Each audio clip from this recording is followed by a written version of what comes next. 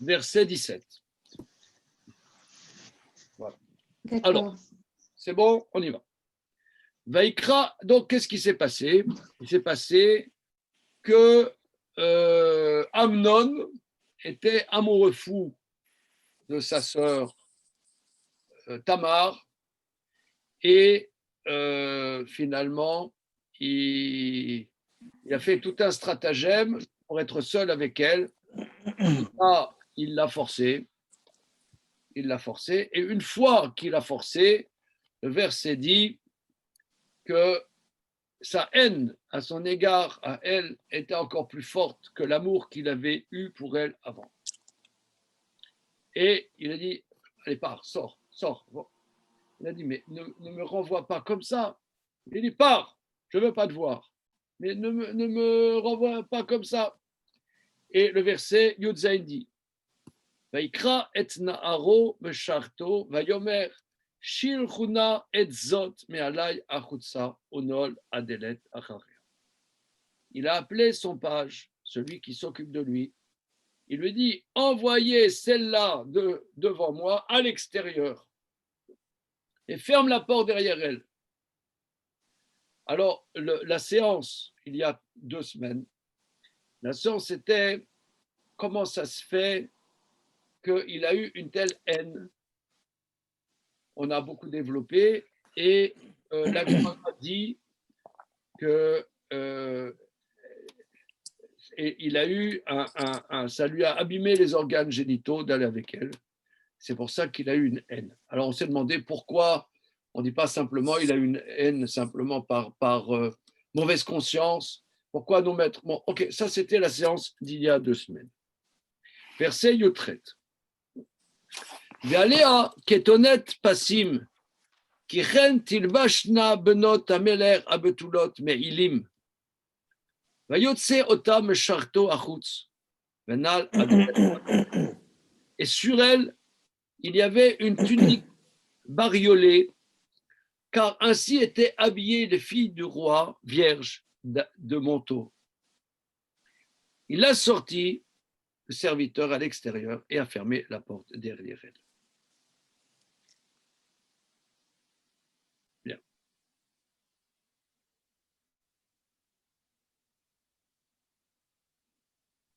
Alors,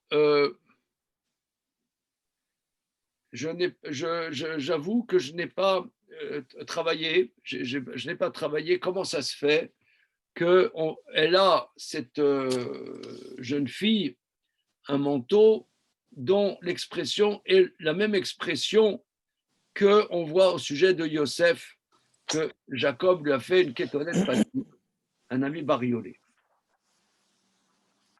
Voilà. Je ne sais pas. On continue. Verset Yutet. Vatikar Tamar Efer al Rocha, au cotonnet tapassi macher alea karaa, vatasem yada al Rocha, vateler alors vezaka. Tamar a pris de la cendre sur sa tête et la tunique bariolée qui est sur elle, elle l'a déchirée. Alors, elle a mis sa main sur sa tête en avançant, en hurlant. C'est-à-dire, elle est devenue folle, quoi.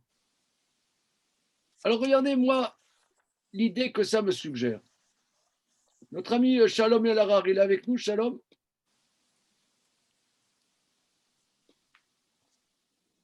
Oui, il prend sa tafina, là. Il n'y a pas de problème, il n'y a pas de problème. Excusez-moi. Oh. Je me suis fait surprendre là. Hein. Bon appétit, on est en famille, Merci. c'est bon. Absolument. Alors, regarde. Comme on dit chez nous, Abegizint, que ça t'apporte la bonne santé. Voilà. Amen. Merci. Alors, le point ici, c'est quoi la cotonnette passim? Et pourquoi, en vérité, les frères ont eu cette haine de Yosef, particulièrement par le fait que Jacob a donné les cotonnettes passim? Et on retrouve ici le retour de la cotonnette passim. Moi, je dirais comme ça. Salut Elie. Bonsoir. Alors, oui, on voit que Tamar a une kétonet passive. Alors, j'ai vu dans un sefer qui s'appelle Marmadea Marere Kadem, les merveilles des montagnes d'antan, d'un maître actuel, un élève de Ramoshe Shapira. Il explique comme ça que on a vu que Tamar était la fille du Niefat Toar. Et en vérité, elle aurait pu se marier avec Amnon. Et qu'elle, elle espérait épouser Amnon en vérité. Pour elle, ça aurait été un aboutissement dans son existence.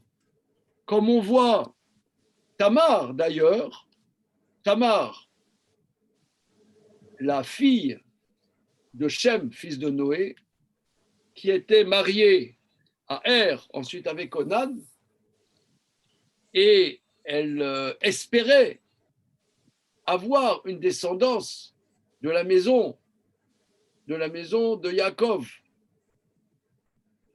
C'est-à-dire que pour ces femmes qui n'étaient pas nées juives, avoir leur destin à l'intérieur du peuple d'Israël, c'est l'aboutissement de leur être. Elle était pas, elle est née d'une princesse non juive. Mais elle s'appelle d'ailleurs Tamar, comme Tamar, la belle-fille de Yehuda. Et la belle-fille de Yehuda, elle a fait l'invraisemblable pour se marier avec Yehuda. Et elle espérait. Quand l'autre lui a dit, Amnon, il a dit, viens vers moi, couche avec moi. Il lui dit, n'arrête, demande au roi. Il va accepter qu'on se marie. En vérité, c'est ce qu'elle espérait. Et c'est quoi ces Ketonet Passim? Ces Ketonet Passim, la royauté se distingue par des habits spécifiques de royauté. C'est des habits royaux. Quand Jacob il a donné la Ketonet Passim à Yosef, il lui a signifié qu'il y a une dimension royale.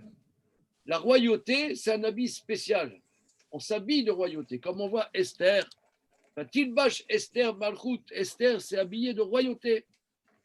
Donc ici, elle a un habit que c'est les vierges du palais de David, elles ont des habits de princesse. Mais quand elle a été avilie par Amnon et qu'elle a compris qu'elle ne pourrait plus rentrer dans la maison de David, qu'elle était disqualifiée de la maison de David, elle a déchiré, elle est devenue folle. L'aboutissement de sa vie, c'est fracassé. Elle est devenue folle. Et cette explication, en vérité, cette explication rend bien compte de difficultés dans le texte, que elle, même parce qu'il explique que Amnon, c'était pas n'importe qui, c'était le fils aîné de David. Donc, et on voit, il a toute une cour. Il a toute une cour parce qu'il dit laissez-moi seul, etc. Donc ça veut dire elle a une cour. Laissez-moi seul, c'est vrai qu'il n'est pas seul. C'est un prince. Et c'est le prince de la maison de David. Premier fils de David. Elle espérait se marier avec Amnon. Mais quand elle a vu que tout ça, c'est parti dans une déchéance, et elle a déchiré sa Ketonet Passim. Ketonet Passim, qui est un signe de royauté. Signe de royauté. Voilà. Ok, mais là, elle a mis la main sur, elle a mis de la cendre, elle a déchiré son vêtement, elle a mis la main sur la tête, elle allait comme ça la main sur la tête en hurlant dans les rues. Verset Kaf. Vayomer Elea Avshalom Achia. A Aminon Achir Aya Imar. Avshalom dit, donc le frère aîné c'est Amnon, il l'appelle Aminon. Donc c'est un sobriquet. Est-ce que c'est ce Aminon là qui était avec toi? Qu'est-ce qui s'est passé? Voilà. Veata Achoti. Et maintenant ma soeur. Acharishi, Achir, ou Al Tashiti et libère la davar azé. Vateshev Tamar, et Shomema bet Avshalom Achia. Voilà. Et maintenant, ma sœur, tais-toi. C'est ton frère, ne fais pas un scandale, tais-toi. Pourquoi Avshalom dit à Tamar, ne fais pas de scandale? Pourquoi? Ah ah, oh oh. La vengeance est un plat qui se mange froid. Voilà, il mange froid. Il dit, laisse ça, étouffe le problème. Pourquoi? Parce qu'il attend l'heure. Tintin, tin, tintin, tintin, tin. Voilà. Al tachiti et libère. Ne porte pas ton cœur à cette chose. Vateshev Tamar, elle s'est installée Tamar, mais Shomema, perplexe, folle, dans la maison d'Avshalom, son frère. Donc là, il ne faut pas oublier que ça commence à s'appliquer, à se concrétiser la prophétie de Nathan qui a dit à David, à la suite de l'histoire de Bathsheba, que le glaive ne s'arrêterait pas de sa maison. Et là, ça commence. Meler David, Shama et Kol Advarim a Ele Vaichachlo Meod. Le roi David a entendu ce qui s'est passé et c'était très dur pour lui. C'était très dur. Mais pas plus. Comment il l'a su Comment il l'a su? Parce qu'Absalom, il a dit, tais-toi, ne dis rien. Comment dire, il y a les murs ont des oreilles. Il voit que sa fille, Tamar, c'est sa fille, somme toute. Tamar qui est folle.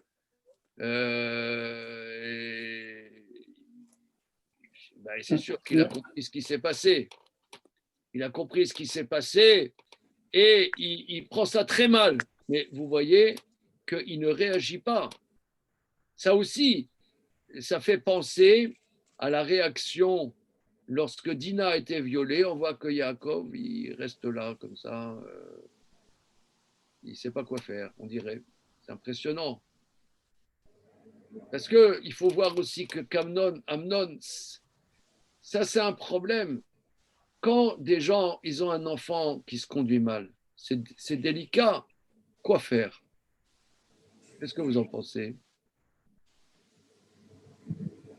Hein? Dites-moi, là, vous savez, on étudie ensemble. Hein, on est, c'est pas parce qu'on n'est pas sur Zoom que Galizoom. Hein. Vous Zoom, Galizoom. Galézoom. Tu connais Galézoom. On l'a chanté, on l'a chanté. Zoom, Galizoom. Donc, regardez, il faut qu'on bosse ensemble, sinon moi, ça ne m'intéresse pas. Hein. Il faut faire entendre la loi quand même. Je veux dire, c'est un viol. Donc, on ne peut pas s'arrêter là en disant il a été affligé. Pourquoi il a été affligé? Parce que son fils a commis un meurtre. Enfin, c'est une façon de tuer. Mais alors, pourquoi il ne réagit pas plus que ça? Le verset dit, il l'a très mal pris. Il n'a rien fait de plus que ça. Non, il a très mal pris, il en est profondément affligé. Comment? Pas suivre, c'est trop. Oui, excusez-moi, Pia, vous pouvez redire ce que... On dit qu'il en est profondément affligé. Mais après, je pense qu'il va y avoir des suites. Il ne va pas être profondément affligé parce que c'est quand même un meurtre. Alors, c'est un viol, on dit, c'est un viol. Même son frère lui dit, t'as qu'à te taire, t'as qu'à pas en faire état. Mais c'est quand même l'intrusion dans une intimité personnelle. Je veux dire, c'est pas rien. Je sens que vous nous faites la tirade, la tirade anti-Weinstein, là, hein? Non, mais attendez. Non, mais regardez. Mais c'est pas rien quand même ce qui lui est arrivé à Tamar. C'est horrible. On voit bien, elle en est devenue folle. Ben voilà. Et pourquoi David ne fait pas plus que ça? David, Il il en le fait prend ça très mal. Vaïcharlo Meod, Jonathan Ben Uziel, il dit va te kifler la chada. Ça a été très dur pour lui. Et si c'est très dur pour lui, ben, réagis, fais quelque chose, il fait rien. Mais c'est un peu comme Yaakov Avinu, ce que vous avez dit. Enfin, Oui. c'est-à-dire qu'en fait, l'annonce est tellement choquante, surprenante, qu'il se dit que c'est Mina Shamaïm, mais et que en fait, il y a eu un décret et qu'il a un peu, je dirais, sans voix. Et voilà, Akadosh Baruch Hu a voulu que ce soit comme ça. Donc lui, il reçoit le décret quelque part. En tout cas, pour l'instant. Non, je ne suis pas trop d'accord. Je dirais même, je t'aime bien, tu vois. Je t'aime bien, mais je ne suis pas d'accord du tout. C'est que le problème, c'est que c'est son fils chéri qui a fait une grosse bêtise. C'est très dur. Comment faire quand son fils se conduit mal? Comment faire? S'il réagit, son fils, il peut aller encore pire. Ah oui, c'est tué. Moi, je pense que c'est ça le problème. Il est entre le marteau et l'enclume. C'est terrible pour lui. Mais d'un autre côté, si son fils il le met en disgrâce, ça risque d'être mauvais pour son fils même. Mais il y a autre chose aussi. Le Comment? propre d'un homme d'État, entre guillemets, c'est d'avoir du recul. Le problème de la plupart des gens, c'est qu'ils n'ont pas de recul par rapport aux événements. Et le propre d'un homme d'État, c'est d'être un animal à sang-froid, c'est-à-dire de pouvoir la raison d'État, de dire j'oublie pas ce qui se passe, je le prends très mal, on va voir. C'est comme Oui. il avait fait, il a tué à la fin de sa vie quand il a réglé les comptes. Il a dit celui qui m'a manqué de respect, il a attendu toute sa vie pour après lui faire le compte en lui disant à son fils sur son lit de mort, il a dit celui-là qui m'a manqué de respect, il n'a pas réagi immédiatement. Ça ne veut pas dire qu'il ne va pas réagir. C'est le propre de l'homme d'État d'avoir un peu de recul, beaucoup de recul pour savoir pouvoir prendre les choses exactement dans leur contexte et pouvoir leur donner la réponse adéquate aussi, peut-être. Je comprends. Moi, je dirais le contraire. Hein. On étudie ensemble. Hein, que là, il est coincé parce que un fils, c'est un fils. Qu'est-ce que tu vas faire? Par exemple, vous voyez, il y a je ne sais pas si parmi vous, est-ce que vous avez eu des fils, des fils adolescents? Ouais. Pourquoi tu rigoles? Qu'est-ce qu'il y a de drôle? Parce qu'ils sont tous passés par l'âge adolescent. Hein. Ouais, des fils adolescents. Tu vois, des fils adolescents. Moi, j'en ai eu, bon, Hachem. Le fils adolescent, c'est quoi le fils adolescent? Il te regarde, tu vois, l'air de dire quel taré ce vieux-là. Ouais. Il est là, tu sais, à la table de Shabbat, il te regarde d'un air de dire quel taré ce vieux. Encore, pourquoi les pères de mes copains, ils sont cool, mais le mien, par contre, laisse tomber. C'est un taré qui comprend rien. Alors, quand tu as un gosse comme ça qui te regarde avec un air torve, moi, toujours, j'ai envie de lui dire, si tu n'es pas content, bah, dégage. Ça va te faire voir. Or, il ne faut pas être un grand pédagogue pour savoir qu'il ne faut surtout pas dire ça. N'est-ce pas? C'est la dernière chose qu'il faut faire. Et il faut supporter.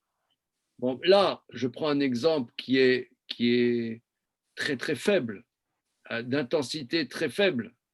Mais là, il a fait quelque chose dans l'échelle de Richter. C'est-à-dire, là, c'est l'adolescent, échelle de Richter 2, tu vois. Mais là, il a fait échelle de Richter 8 sur 10. Alors, quoi faire? Mais Alpidine, déjà, quel est le renage qui incomberait à l'acte d'Amnon? Alors, a priori, il devrait l'épouser. C'est ce qui a été dit il y a 2 semaines. Toi-même, tu l'as dit. Il devrait l'épouser. Il aurait dû l'épouser. Quand quelqu'un viole une jeune fille, d'après le droit juif, il doit l'épouser. Parce que, si vous voulez, nous, on est dans une société qui est lambda. Je ne cherche pas à analyser cette société. Mais une société, disons, traditionnelle, une fille qui n'est pas vierge, excusez-moi l'expression, elle n'est pas bonne à l'argus, quoi. Elle va pas se marier comme ça facilement. Donc la Torah, pour la protection, on dit que celui qui l'a forcé doit l'épouser. Donc David aurait pu obliger soit Amnon de l'épouser. Oui, mais Amnon, il n'en veut plus. Il l'a haï. Alors maintenant, et le cas de celui qui viole une jeune fille, alors qu'il est obligé de l'épouser, et qui ne veut pas l'épouser. Que lui ne veut pas l'épouser, alors il doit payer au père de la fille une somme. Et si la fille elle a plus que 12 ans et demi, c'est à elle qu'il paye. Il n'y a pas de Ronesh Malkout ou là, non. Ok, on continue. Verset Kavbet. Velo diber Avshalom im Amnon lemera vatov ki sane Avshalom et Amnon al devar asher ina et tamar achot. Avshalom n'a plus parlé avec Amnon ni de mal ni de bien, car Avshalom a haï Amnon sur le fait qu'il avait fait souffrir Tamar, sa sœur.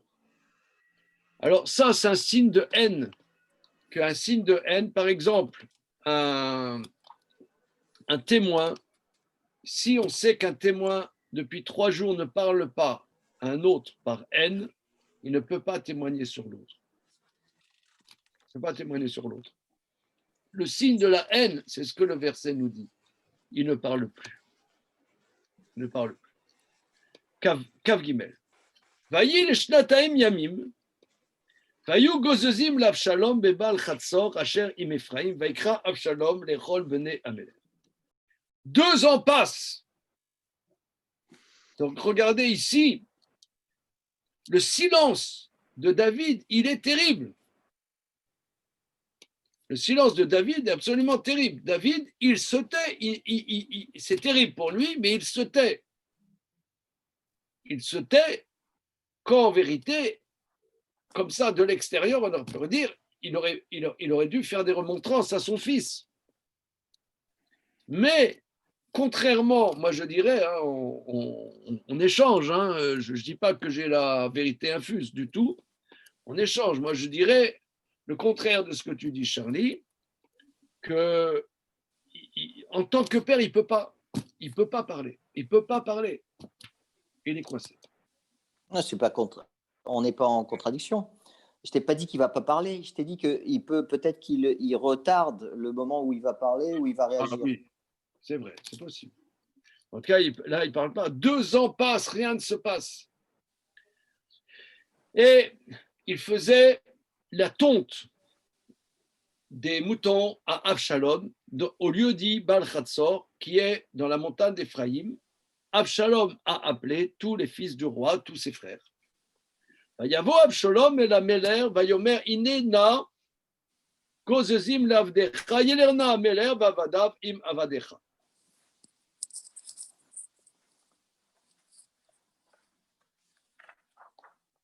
Avshalom vient chez le roi et lui dit, regarde, on est en train de faire la tonte à ton serviteur, c'est moi-même, que le roi vienne avec ses serviteurs chez ton serviteur. Parce qu'on a déjà vu ça, que la tonte des moutons était un moment extrêmement festif. C'est une grande richesse, la tonte des moutons. Et quand on fait la tonte, c'est l'aboutissement du travail de l'année. C'est comme chez nous, faire les vendanges. Ouais, les vendanges, ici en France, c'est un moment festif. Parce que c'est l'aboutissement de toute l'année. Que vienne le roi avec ses serviteurs chez ton serviteur. Vayomer Ameler el Avshalom, al beni, Anna neler kulanu, velo nichbad alecha, va ifratz bo, velo ava lalechet, tevar acheu. Le roi dit à Avshalom, non mon fils, n'allons pas tous, car ce serait trop lourd pour toi, parce que le roi, il a toute une cour. Il a une cour, c'est la cour du roi. La cour du roi. Tan, tan, tan, tan, tan, tan, tan, tan, tan, tan, tan, tan. Donc là, comment dire, il dit non, non, regarde, ça va être trop lourd pour toi. Il a insisté et le roi n'a pas voulu y aller et il l'a béni. Vayomer Avshalom.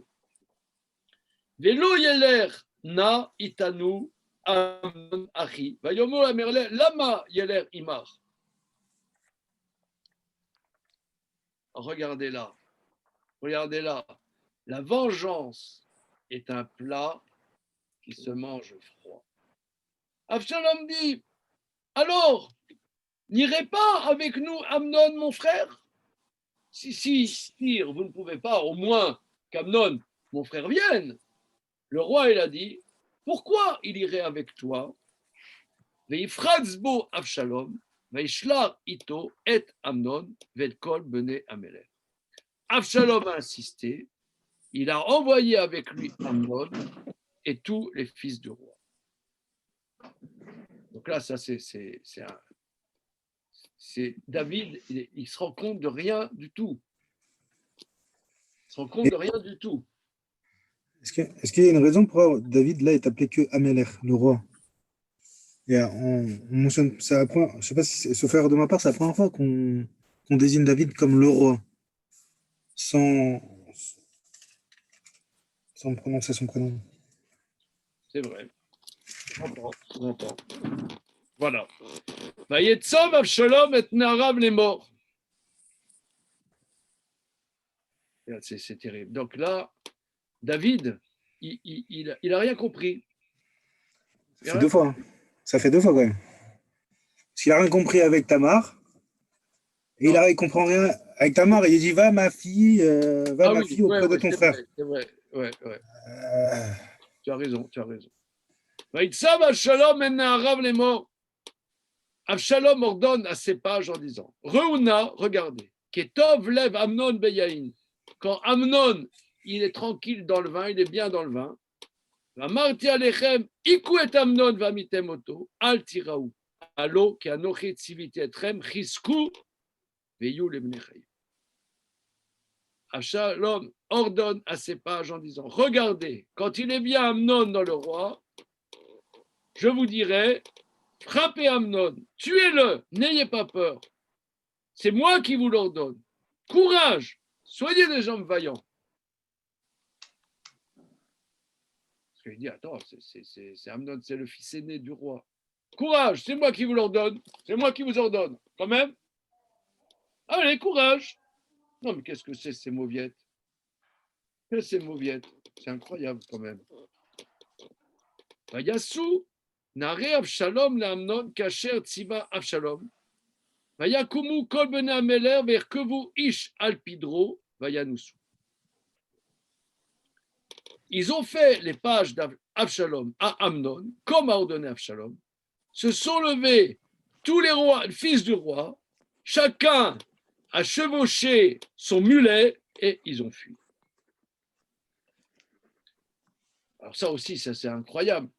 Pourquoi les frères, ils n'ont pas fait une bagarre, des représailles quand même? C'est incroyable.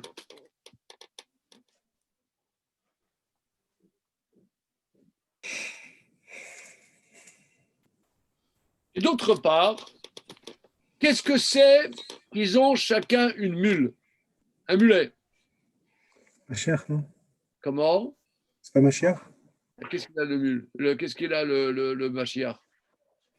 Non. Non, c'est très important. C'est pas un signe de Machiach qui viendra avec une mule? Pourquoi c'est un signe de Mashiach, la mule? Le mulet? Le mulet, il vient de quel... c'est cheval et c'est la liaison. Une ânesse. Cheval ânesse, c'est stérile un mulet. Allez, là, le Shalom, là, t'as terminé, là, t'as terminé tes tagines. C'était Il manque le dessert. Il manque le dessert. Couscous royal. Il me manque le dessert. Sous Bechamot, on apprend. On est désolé. Alors, Moshe Benamou, là, tu es avec nous? Minassus Bechamot. Ouais, Moshe, tu es avec nous? ouais, je suis là, j'écoute. Alors, là, t'écoutes, non, ici on n'écoute pas, ici on intervient, ici on joue, là, on met la balle au centre, on y va, tap, paf. Pourquoi ils ont un mulet? Alors, Eliel Mosnino a dit très justement, c'est un signe du Mashiach. Mais pourquoi le Mashiach, il n'arrive pas en Cadillac, il arrive, je ne sais pas, moi, c'est le Mashiach, il arrive en Cadillac plaqué or, qui vient directement de Las Vegas. Pourquoi? Il vient avec un mulet. Moi, je dirais intuitivement, mais après, c'est que de l'intuition. Et donc, à prendre avec des pincettes. C'est que le mulet, il ne porte pas beaucoup de charge sur lui. Comme un âne, quoi. Ça, il a... Alors, Après, vas-y, un âne. voilà, ouais, c'est vrai. Vas-y, un âne. Je sais pas. Allez, là, les copains, là-haut. Sortons la tête du congélateur. Allez, là-haut.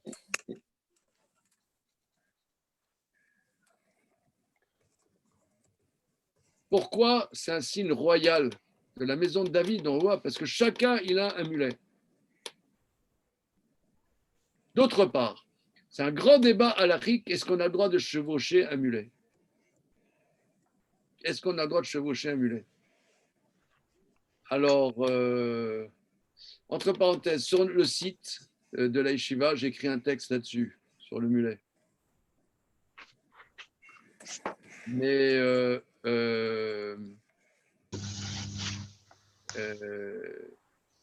c'est un débat. Pourquoi? Parce qu'on n'a pas le droit de faire un attelage d'un cheval et d'un âne, des espèces différentes.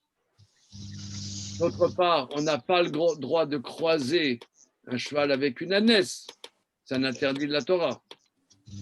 Maintenant, si d'aventure un cheval accouplé avec une ânesse et que ça donnait un mulet, ok, on a le droit de l'utiliser. Mais est-ce qu'on a le droit de le chevaucher? C'est une question. C'est un débat dans les Tanaïm. Si deux animaux distincts, d'espèces distinctes, on n'a pas le droit de faire un attelage, la connexion des deux, d'après certains Tanaïm, on n'a pas le droit. Or, c'est écrit là qu'ils ont un mulet, ils chevauchent un mulet. Alors, ça va conforter l'opinion de celui qui dit non, un attelage de deux espèces différentes, mais le croisement des deux est licite. Mais d'après celui qui dit que non, alors comment ça se fait? L'explication, c'est que c'était des mulets miraculeux. Des mulets miraculeux qui sont d'une espèce qui n'existe pas. C'est comme, on voit dans la Torah, on voit le tachash. C'est une espèce qui a existé que pour construire le tabernacle. Là, pour la maison de David, il y a eu des mulets, tout d'un coup, qui n'étaient pas le croisement, qui étaient une espèce à des chevaux en même temps. Maintenant, vous allez me dire, pourquoi encore? Pourquoi la famille de David ne va pas avec des chevaux, comme le cheval blanc d'Henri IV? Pourquoi il n'y a pas... Vous allez, par exemple, vous connaissez la place des Vosges. Place des Vosges, il y a une statue de Louis XIII à cheval. Pas avec une mule, pas avec un mulet. Pourquoi la maison de David, c'est un mulet? Allez hop, on dribble, allez hop.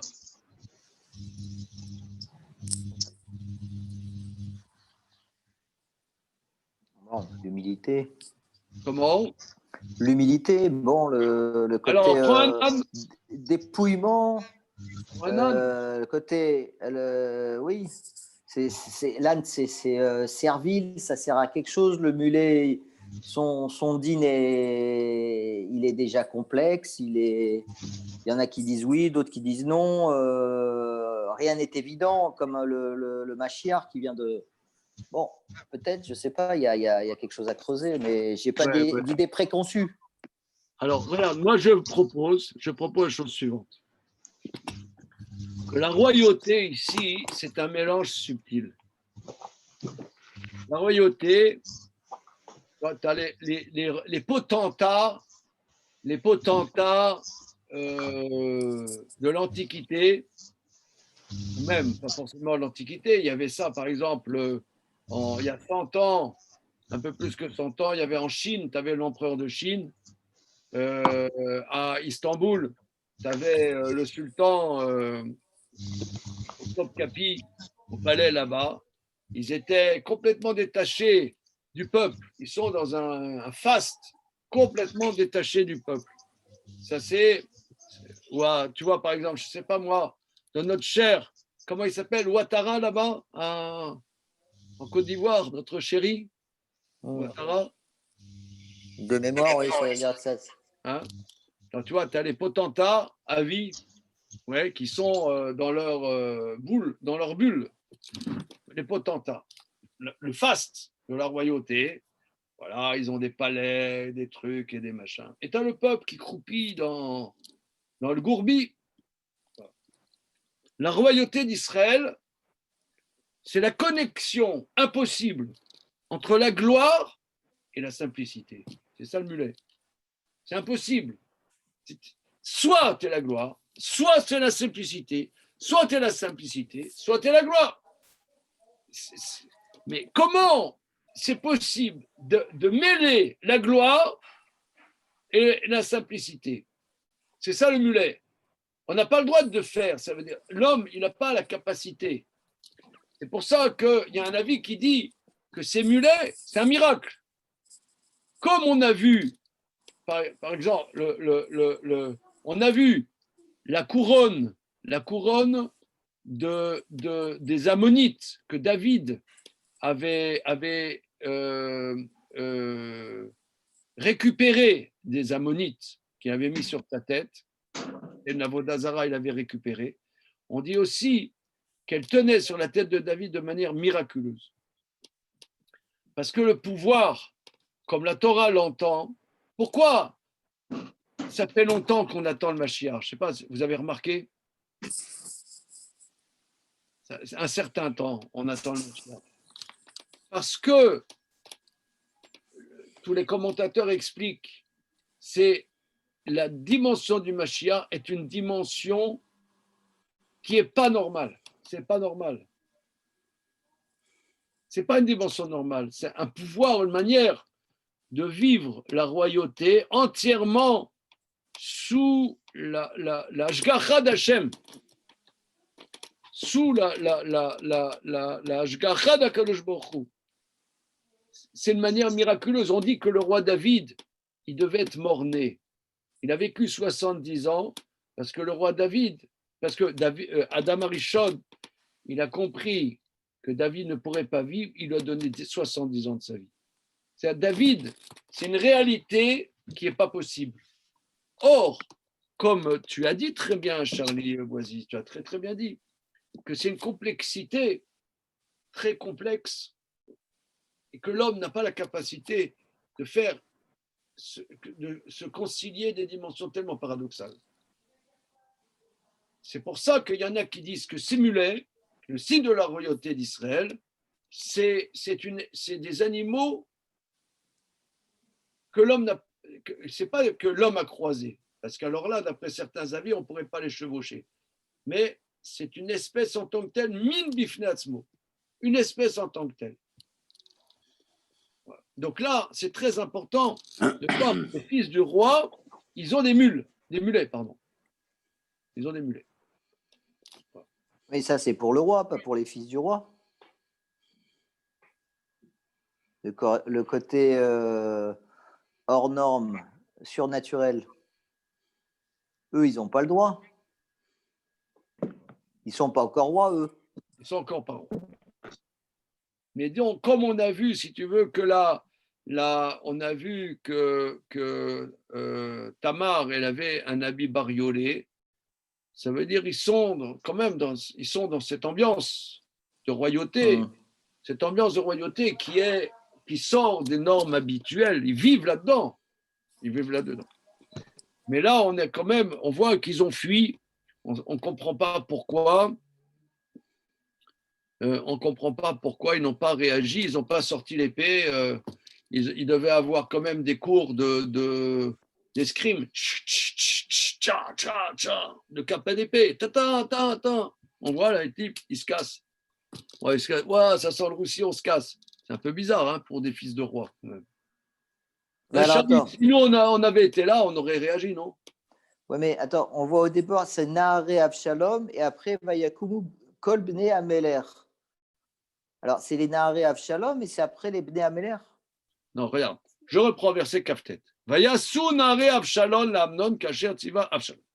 Les pages, moi je traduis Nahar par les pages. Les pages d'Avshalom ont fait à Amnon comme Avshalom leur avait ordonné. De quoi? D'oxyre Amnon. Ils l'ont fait. Ils se lèvent, tous les fils du roi, ils chevauchent leur mulet, tac, ils se cassent. Et ils n'ont rien fait, eux. Non, mais d'accord, mais il y a un crime, les mecs, ils se cassent. C'est un peu. Mais eux, ils n'ont rien à se reprocher. Mais ils ont peur. Ah non, ils n'ont rien à se reprocher, eux. Qu'est-ce que ça veut dire, ils n'ont rien à se reprocher? C'est le père qui a pris la responsabilité. Eux, ils ne sont pas responsables de ce que leur père non, mais ils peuvent décidé. Prendre Amnon, prendre Amnon, lui mettre des menottes et on l'amène au tribunal. Oui, mais Avshalom. Les Naharé Avshalom, ce n'est pas les mêmes que les Bnei Ameler. On est d'accord? Non. Il y a un point qui ne va pas. Ils sont là-bas au festin. Voilà.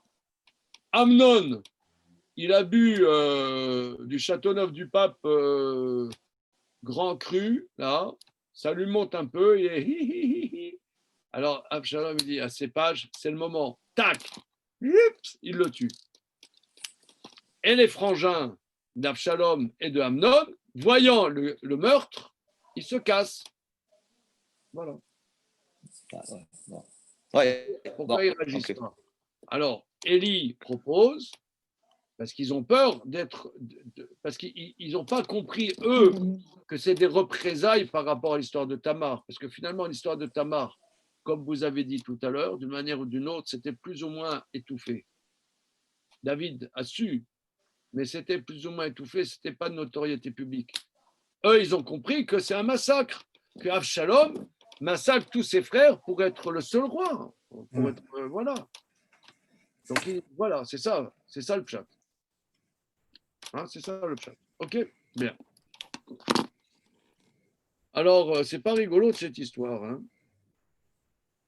Verset Lamed. Vayema baderer, va shmoa ba el David les morts, ika. Regardez là, c'est terrible. C'est les médias. Il y avait déjà les médias. Fake news.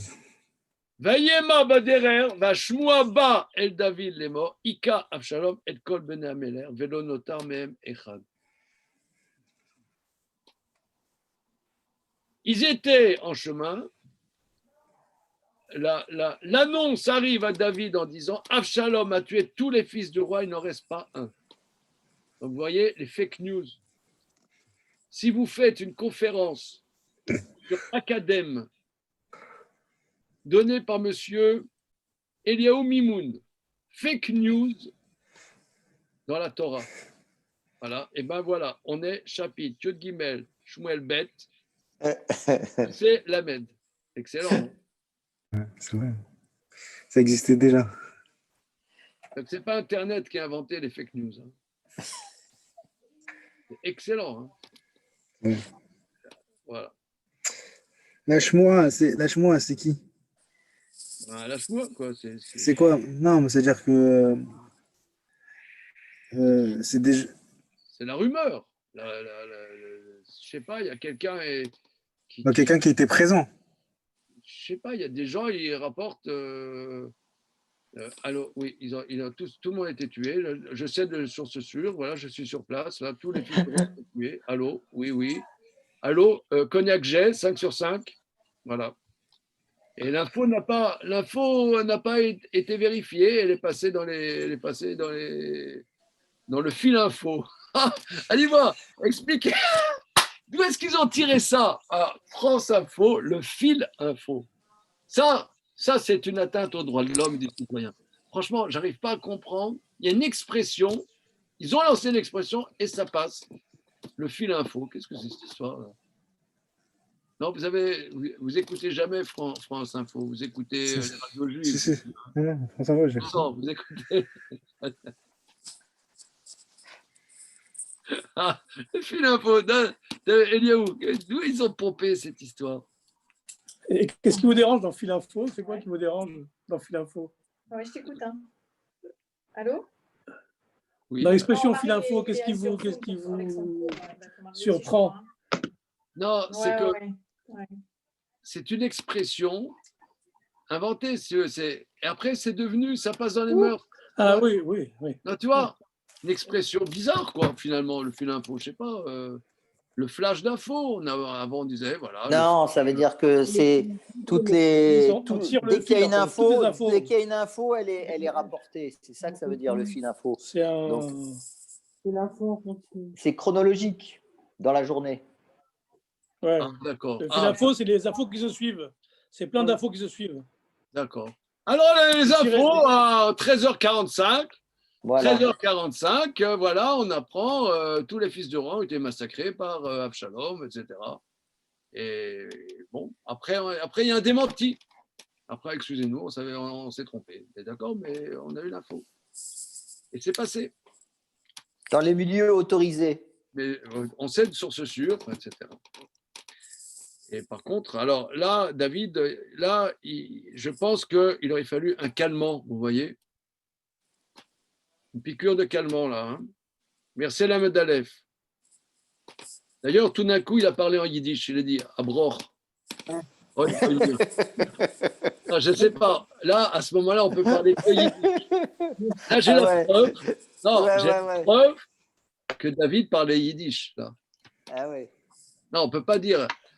Non. On ne peut pas dire autrement qu'en yiddish, là, maintenant. Hein. Bon, Aliyah aussi, on peut le dire, si. Non, mais c'est trop chnine. C'est trop chnine. Ouais, non, Abroch, c'est plus grave. La situation est plus grave. Oi, vaimir, Abroch. Il a dit, oi, va voy. Va Yakom, Améler, le roi s'est levé, Vikra et Begadav. Le roi s'est levé, il a déchiré ses vêtements, Vishkav Arksa. Il s'est jeté par terre. Oi, veille. Mais tous ses serviteurs sont debout, les vêtements déchirés. Et voilà, Yonadav, on le revoit là. Yonadav, il est toujours là. Vayan Yonadav ben Shima et Achi David. Vayomer, Al Yomar Adoni et Kol Hanarim ben Ameler imitu ki Amnon levado met ki alpi Avshalom aita Suma miyom anoto et Tamar achoto. Veata al yasem Adoni Ameler et libo d'avar les morts Kol ben Ameler metu. Im Amnon levado met. Correction d'information. Alors, Yonadav, on l'a vu. Yonadav, c'était lui qui avait donné l'idée à Amnon en réalité, Yonadav, c'était le pote à Amnon. Donc lui, il dit non, c'est pas ça. Il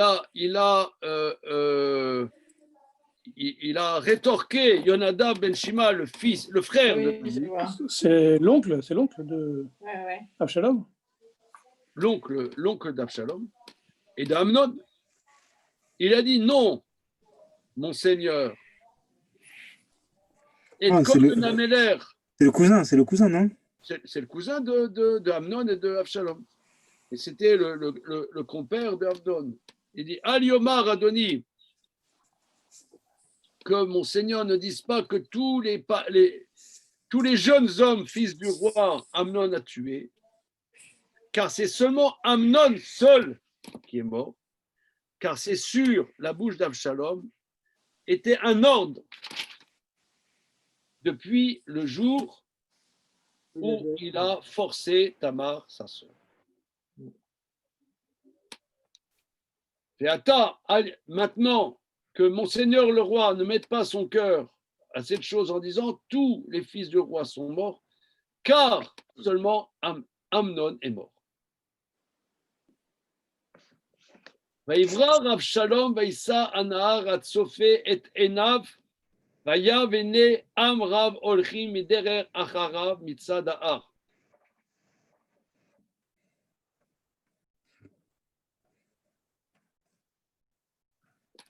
Avshalom a fui et le jeune homme éclaireur a mis ses yeux, il a vu, et voilà un peuple très nombreux qui vient derrière du chemin de la montagne.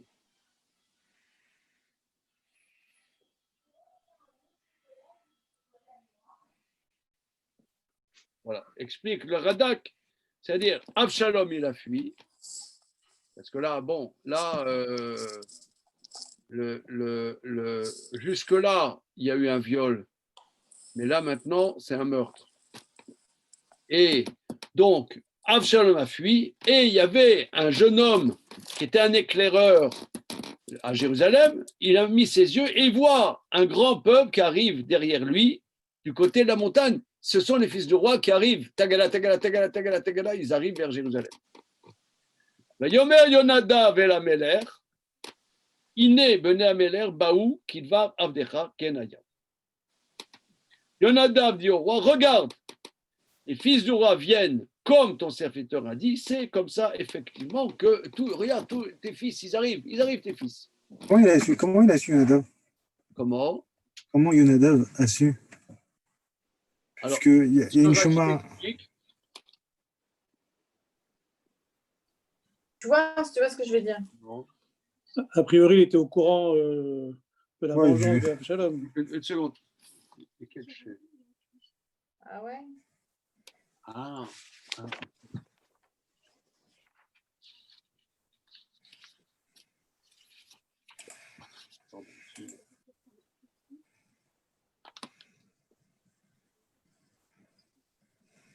« 250, mais je ne sais pas qui c'est. Excusez-moi. Alors, oui, regardez Rachi. Je reprends. Verset la Medbet. Vayan Yolada ben Shima, Vayomer Ela, qui alpi Avshalom aïta souma. Car par la bouche d'Avshalom était posé depuis le jour où il a violé Tamar, sa sœur. Rashi, mais Tzivuyo chez Avshalom a été Simazon, il sommet à la Vadav, la roque et Amnon. C'est-à-dire, cet ordre était déjà donné depuis le jour où il a violé sa sœur de tuer Amnon. Donc lui, c'était le pote. Enfin, si vous voulez, Yonadav, c'est un agent double. C'est le capteur numéro 1, c'est l'embrouilleur. C'est l'embrouilleur. On l'a vu, lui, il dit, mais je sais bien cette histoire, je sais bien qu'il avait déjà dit à ses pages depuis le jour du viol de tuer Amnon. Parce que c'était l'intime de son cousin Amnon.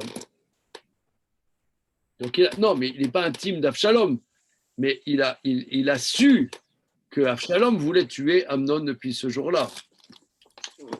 C'est bien le frère de David Améler, non, Yonadav? Il a demandé quelque chose de précis. Yonadav, c'est le fils du frère. C'est le fils du frère. Ah, c'est Shima qui a qui.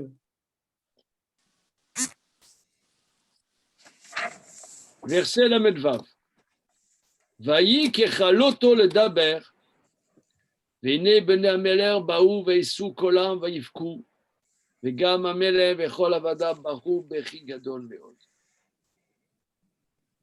Ce fut quand il a terminé de parler, Yonadav, voilà les fils du roi qui arrivent, ils lèvent leur voix, ils pleurent, et le roi et tous ses serviteurs pleurent un pleur, Gadol Meod, très grand.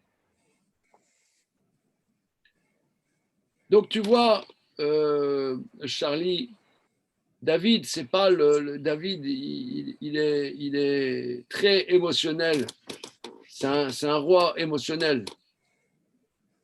Et c'est pas, il n'est pas comment dire, froid. Avshalom, Barach, Vayeler el Talmai, ben Amihoud, Meler Geshur, Veitabel Albeno Kolayami. Regardez ici, au niveau de la syntaxe, il y a une grosse difficulté. Avshalom a fui, il allait chez Talmai, ben Amihoud, le roi de Geshur, qui est son grand-père. Parce que Ma'acha, la mère d'Avshalom, était la fille de Talmai, le roi de Geshur. Donc Avshalom est retourné, nonobstant le fait que lui est né juif, il est retourné chez son grand-père Goy. Et il s'est endeuillé sur son fils tous les jours. Il s'est endeuillé, c'est David. Or là, vous voyez que le sujet David, il n'est pas écrit. C'est une anomalie. C'est bizarre, non? Je reprends. C'est une anomalie. Je reprends. Absalom a fui, il est allé chez Talmai, fils de Amioud, c'est-à-dire son grand-père maternel, Goy, et il s'est endeuillé sur son fils tous les jours. On dirait, c'est Absalom qui s'est endeuillé sur son fils. Non, c'est David. Or, dis-le, David, il y a un sujet. À l'école, on m'a appris sujet, verbe, objet. Là, tu as un verbe, tu as un objet, oui, et tu n'as pas de sujet. Donc, l'auteur a un problème quand même. Mais en plus, on ne sait pas qui est le fils. Et le fils, c'est Amnon. Ouais. C'est ce que dit le Metsudat de David. C'est pas Avshalom. Il ne s'est pas endeuillé sur Avshalom, il s'est endeuillé sur Amnon. Ouais. Mais déjà, le texte, depuis le début, parce qu'on a vu au départ, il y a longtemps, que déjà, Jonathan, en fonction de sa relation avec David, il devenait Yehonathan. Oui. C'est-à-dire qu'il y avait un peu un changement de prénom. Mais on dirait que David a appris sous une autre forme. Quand il est en relation avec Absalom, le texte le désigne d'une autre façon. C'est parce que déjà, initialement, quand Absalom va voir David, on ne dit pas David, on dit Hameler, le roi, comme si le prophète voulait souligner la royauté de David face à Absalom. Oui, oui. Ça, c'est au départ. Et là, maintenant, une fois que Absalom s'en va, on dirait qu'il y a un effacement complètement de David. C'est-à-dire que David, même son prénom, on ne le dit plus. Ouais. C'est-à-dire que après, il faudra voir plus tard s'il y a toujours cette relation entre David et Absalom, où David est désigné d'une différente façon.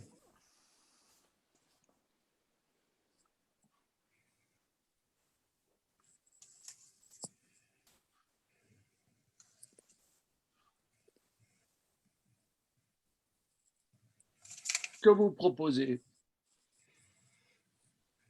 Qu'il y a une dualité entre la royauté de David et celle de Absalom.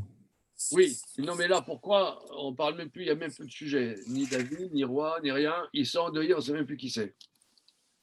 Ah, là, pour Islam.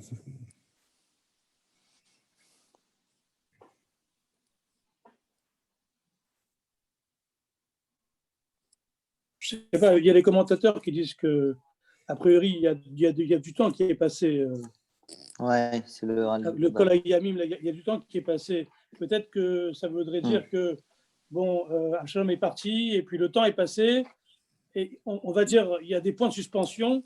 Donc, il faut dire après que c'est le Meller qui s'est endeuillé. Mais bon, c'est un peu compliqué. Mais j'ai rien les commentaires, ils sont. Non, il y a des commentaires. Il y a deux commentaires. Quels commentaires? Des noms. On veut des noms. Le Radak et le Metsudat David. Il y a même le Ralbag. Moi, j'ai pas le Ralbag, mais qui parle de.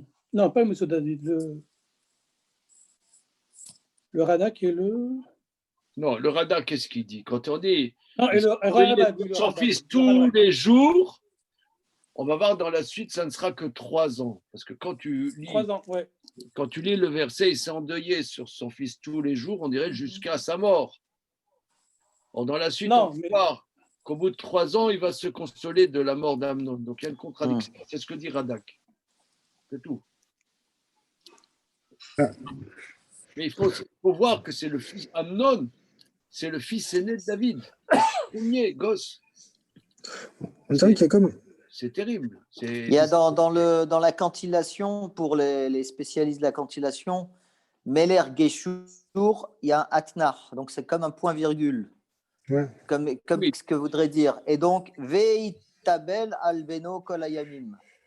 Donc c'est comme s'il y avait un point-virgule et c'est un autre début de phrase. Oui, tu as raison, certes, mais quand même, c'est bizarre.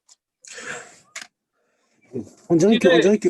On dirait que David, là, il a perdu toute substance, toute Ouais, c'est consistance. ça. C'est ce que je veux dire. Il n'existe plus, quoi. Il est. Mhm. D'ailleurs, on va voir à la fin de sa vie.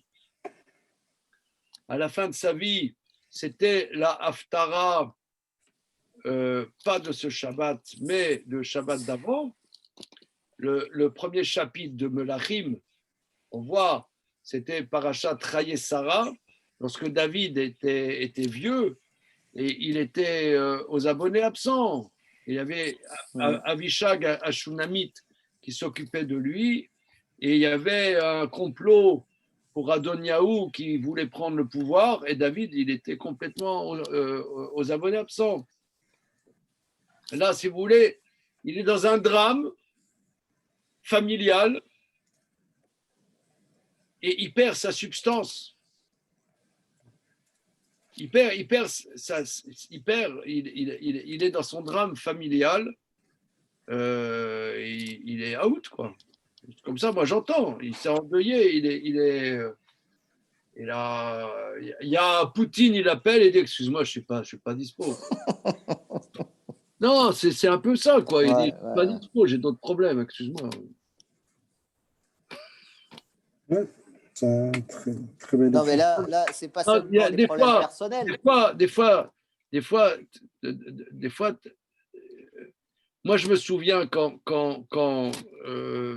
mon père est décédé, ensuite, quand ma maman est décédée, j'étais pas disponible pour autre chose. Je pouvais pas. Je peux pas. Elle n'est pas disponible. Pas disponible à autre chose. Il y avait quelqu'un, il m'avait organisé un Shabbat de conférence quand mon père est décédé. Juste après, on avait décidé de longue date un Shabbat de conférence à Villeurbanne. Je l'ai commandé, je ne pouvais pas. Je ne pouvais pas. Je n'étais pas disponible. Il y a des choses, des fois, tu es dans des trucs, tu n'es pas disponible. Là, il est out. Moi, ce que j'entends au niveau pshat, David, il a oublié son nom, quoi. Il a oublié son nom. Il a son nom, son poste, son truc, son machin. Il ne sait même pas où il habite. Comme on dit, en français, tu sais, il ne sait pas où il habite. Il ne sait pas où il habite. Enfin, tu ne peux pas dire David. David, c'est un nom. Meller, c'est un nom. Là, tu ne peux pas dire David, tu ne peux pas dire Meller. Tu dis David, il ne répond même pas. D'un autre côté, pour le premier enfant qui est mort Ouais. 8 jours après, là, le premier qu'il a eu, bah, De même. il a prié, puis après il s'est levé, il a mangé. Quoi. Non, mais là, ça n'a rien à voir. Un enfant, il venait de naître. C'est pour aider les enfants à développer leur potentiel et à dépasser C'est quand leurs même son difficultés. premier, c'est pas. Mais moi, j'ai eu du mal. C'est pas n'importe quel enfant, pas bon. C'est quoi, même si, effectivement, ce qu'on entend là, etc., mais j'ai pas été. Ah, merci. Oui, vas-y. Non, vas-y, Eliaou. C'est chez moi le bruit. Ah oui, excuse-moi. Mais ce que je veux dire, c'est que là-bas, c'était un petit bébé. Mais là, c'était un prince. C'était sa gloire. il avait fait Ponovitch, c'était un gadol, Amnon. Tellement un gadol que Tamar, d'après les commentateurs que je vous ai rapportés, et je l'entends bien, ça rend bien compte du passage, Tamar, même s'il l'a forcée, elle était prête à passer outre ça pour qu'il l'épouse. Voilà. Verset la maîtrette. Ve'Avshalom barach vayeler Geshur vayisham shalosh shanim. Avshalom a fui, il est allé à Geshur et il fut là-bas 3 ans. Vatechal David Ameler la tset el Avshalom ki nicham al Amnon ki met.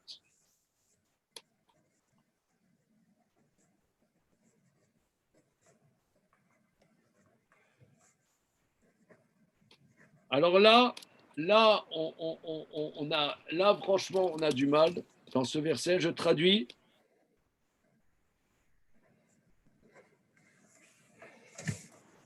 Vatechal David Ameler la tset el Avshalom. J'aimerais que vous me traduisiez. Ne regardez pas, je vous en supplie, ne regardez pas la traduction parce que moi aussi je peux regarder la traduction.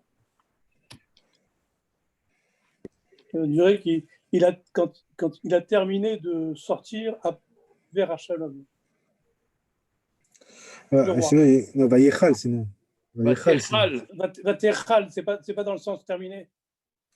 Oui, mais. Vatechal. Dans le sens terminé, quoi.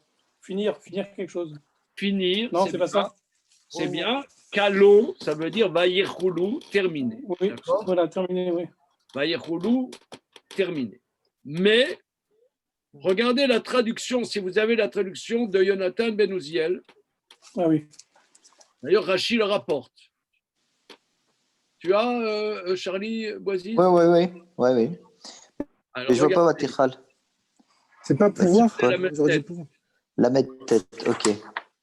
Donc, Jonathan Ben Uziel dit Vachamidat nafsha de David Malka le mipat al Avshalom. Il a désiré Kalo, ça veut dire terminé, mais ça veut dire Kalta nafshi, Galta vegam nirsefsa nafshi. Ça s'est dévoilé. Il y a un verset dans Télim qui dit Nirsefa vegam kalta nafshi, à palpiter et à désirer mon âme. Kalo, ça veut dire désirer. Et regardez ici, et là, franchement, je rends mon tablier. David a désiré chercher Avshalom, mon chéri Avshalom. Vous rendez votre tablier par rapport à la lecture de Jonathan Ben Uziel ou par rapport au ressenti de David? Au ressenti de David. Ça veut dire que pourquoi? Qui nicham al Amnon qui met, car il s'est consolé sur Amnon qui est mort. C'est ce que Radak a dit, qu'il y a une certaine contradiction. Il s'est endeuillé sur son fils tous les jours et 3 ans après, il s'est consolé. Il faut dire tous les jours jusqu'à 3 ans. Mais 3 ans, l'affaire était terminée. Avshalom, mon chouchou, il me manque Avshalom. Et ça, c'est quelque chose de fondamental. Avshalom, c'était la grande star, comme on va voir dans la suite. Avshalom, les Chachamim disent que c'était un Nazir Olam, c'était un tzaddik incroyable. C'était le chouchou de David, c'était Avshalom. Un tzaddik Olam? Un tzaddik Atsoum. Ah bon? Il était Nazir Olam. Mais pourquoi il se coupait les cheveux alors? Non, parce qu'un nazir, c'est une halakha, que quand un nazir Olam, tu as un nazir, par exemple, quelqu'un, il dit Madame Gozlan, est-ce que vous savez qu'est-ce que c'est un nazir? Je suis désolée, ça coupe tout le temps, je n'arrive pas à suivre. Je suis désolée, j'ai des problèmes aujourd'hui. Okay. Un nazir, c'est quelqu'un qui prend sur lui de ne pas être au contact d'un mort, de ne pas se couper les cheveux, de ne pas boire de vin. C'est un genre de saint homme. Voilà, un genre de saint homme pendant un certain temps. On prend sur lui de servir Dieu particulièrement. Mais il y a des gens qui sortent des normes, qui sont comme le prophète Shmuel ou Absalom, qui, eux, avaient fait des vœux d'être nazis tout le temps. Mais comme les cheveux, à un moment, ça pousse, et que ce n'est pas des Rastafari, ni des Sikhs, ni des Sadhus. Vous savez que c'est les Sadhus? Non, vous ne savez pas que c'est des Sadhus? Je connais Sadoun, mais Sadhus, c'est si je ne m'abuse, c'est des genres de saint hommes hindouistes. Il y a des gens, les hindous, qui se laissent pousser les cheveux, qui se mettent de la cendre sur le visage comme ça et qui vivent de pauvreté en Inde. Alors, un nazir, c'est un petit peu ça. Mais comme les cheveux poussent, alors la Torah dit qu'une fois par an, quand ils coupent les cheveux, et ils offrent des corbanotes à ce moment-là, au moment où ils coupent les cheveux, parce que les cheveux, comment dire, ça devient pénible. Alors la Torah dit, tu coupes et tu offres des corbanotes à ce moment-là, comme on va voir chez Avshalom. Avshalom, c'était un chassid incroyable. Un chassid qui a tué son frère, quand même. Il avait, mais d'accord, il a tué son frère, mais alors, si vous voulez. Il a fait justice. Il a fait justice. Mais il a fait justice.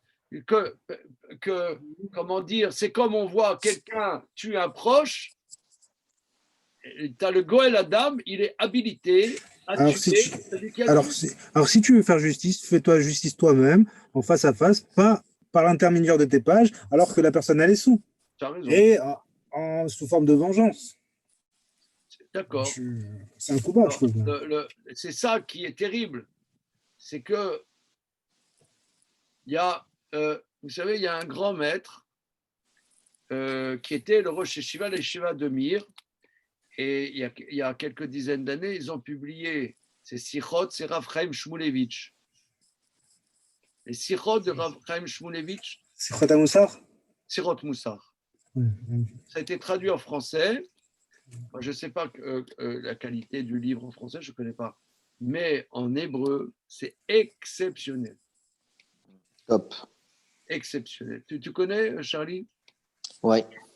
Sichot Moussar. C'est exceptionnel. Et il y a plusieurs enseignements de Rav Chaim Shmulevitch de la duplicité qu'il y a chez l'humain. Chez un humain, il peut y avoir des aspects extraordinaires et des aspects d'une bassesse extraordinaire. Mais où est-ce qu'il développe ça? Dans quel passage? Or vechosher mishtamshim be'arboubia, ça s'appelle le texte. Okay. Or vechosher mishtamshim be'arboubia, il dit ça au début sur Bereshit, sur Noir, je crois. Ah, d'accord, ok. Que or vechosher mishtamshim be'arboubia, que la lumière et l'obscurité se côtoient des grandeurs extraordinaires et des turpitudes extraordinaires. Et l'un n'empêche pas l'autre. C'est ça qui est difficile à comprendre. Si tu veux, nous, on s'imagine que tu as des salauds, ils sont 24 heures sur 24 salauds. Ou alors, tu as des tzadiks, ils sont 24 heures sur 24 tzadiks. Tu peux avoir ici, Avshalom, il y a une duplicité, il y a tu as raison, Élie, de dire, d'un côté, il y a aussi un scandale, c'est que David n'a pas réagi. Oui, c'est ça. C'est un scandale. Ah, c'est vrai. Oui, ça et lui, il a dit, ben, faites-le vous-même, c'est une vengeance Ikea. Maintenant, d'un autre côté, tu as raison qu'il aurait peut-être pu y aller avec un peu plus de courage, mais il a attendu que son frère il soit pompette. Donc, ok, mais il l'a fait quand même, il l'a vengé. Maintenant, ce qui est terrible, c'est que de dire qu'il y a ce mélange entre lumière et ténèbres dans David lui-même, notre chouchou David, ça c'est plus dur quand même à accepter. Tu vois qu'il est, David, je reprends ce verset qui est, qui est invraisemblable. David Ameler Latset El Avshalom. David a désiré, a palpité rechercher Avshalom. Parce qu'aussi, il faut aussi comprendre que la mère d'Avshalom, c'est une grande histoire entre David et la mère d'Avshalom. C'est une grande histoire. C'est son fils.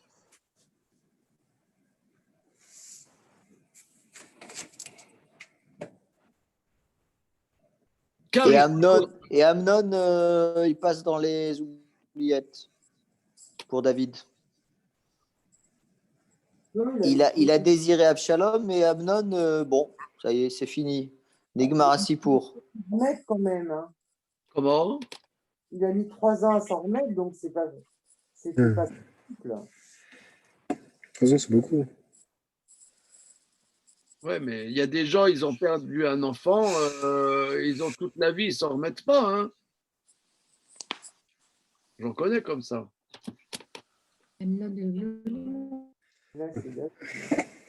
C'est terrible. Hein. Voilà. Alors regardez, on s'arrête là. On s'arrête là pour le moment. C'est impressionnant. Si vous voulez, on pourrait continuer, mais j'aimerais qu'on intègre ce côté impressionnant qu'il y a dans le verset, de voir que le texte prophétique ne nous cache pas les côtés ambigus des personnes centrales de notre tradition. Hein. C'est ambigu, très ambigu. Mais on verra dans la suite que Avshalom, c'était, comme on dit aujourd'hui, un gadol ador. C'était pas Avshalom, c'est pas le petit freluquet comme on voit comme ça aujourd'hui. On pourrait s'imaginer. Avshalom, c'est pas un petit freluquet, c'est un gadol ador. Et pour David, c'est un gadol. Il y a des drames, mais c'est un gadol, ça n'enlève pas. Et c'est son fils, et le désir veut retrouver son fils. Et Amnon, son niveau, c'était quoi? Aussi pareil, c'était aussi un grande personnalité. Mais pas aussi qu'Absalom, pas aussi grand qu'Absalom. On va voir dans la suite. Regardez, je vais vous envoyer le lien avec, j'ai écrit il y a une quinzaine d'années, un long texte sur Absalom. Parce que ça m'avait beaucoup interpellé. Et c'est ce qu'on va voir, c'est un passage peu connu, c'est peu connu. Et l'idée qu'on se fait qu'Absalom, c'était un petit fils à papa, comme ça, c'est complètement erroné. Voilà. Je vais vous envoyer ça. Je crois que je vais. Oh, il a quelque chose de... Ah là, quel faillot, là, il l'a trouvé. Le boutonneux. Ah, le premier de la classe. L'ordinateur. Ouais. Il y avait un truc bizarre, c'était les 3 derniers psukim qu'on avait lus. Dans les 3 derniers psukim, avant, là, il y a écrit 3 fois Vaïvrar, Barar, et encore une fois Barar, Absalom. 3 fois, il fuit. 3 fois de suite. On dirait qu'il n'arrête pas de fuir, quoi. C'est comme s'il était poursuivi. Enfin bon, c'est une question comme ça. Je voulais la poser avant, mais bon. D'accord. C'est un peu bizarre. On voit plusieurs fois qu'il. Oui, c'est vrai. Je reprends la remarque d'Eliaou, qu'on voit 3 fois il a fui. Ce qui interpelle, effectivement. Ouais, c'est insistant. Absolument. OK. Bien. Alors, suite au prochain numéro. Merci. Merci. Hazak Baruch, merci.